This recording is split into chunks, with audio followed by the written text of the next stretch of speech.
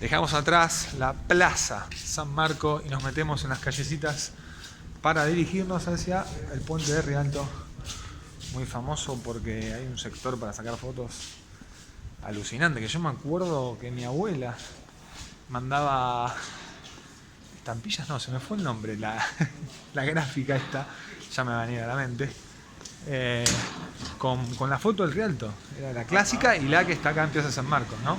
La postal, ahí me vino. Acá hay unas marcas alucinantes, tenés la posibilidad de no perderte, ¿eh?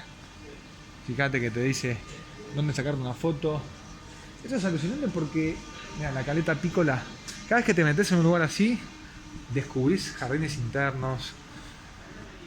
Ay, Dios mío, bueno, acá pegás la vuelta.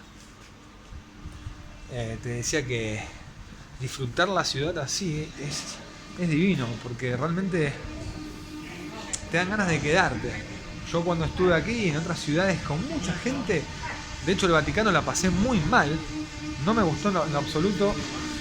Primero no me gusta la industria del Vaticano, es un párrafo aparte, lo hablamos en otro momento. Pero no me gustó porque había tanta gente que te querés ir a la mierda. Con este ruido nos vamos a Per Rialto. Andiamo, siame, dale. Vamos juntos para allá, que el filo por el mundo te lleva.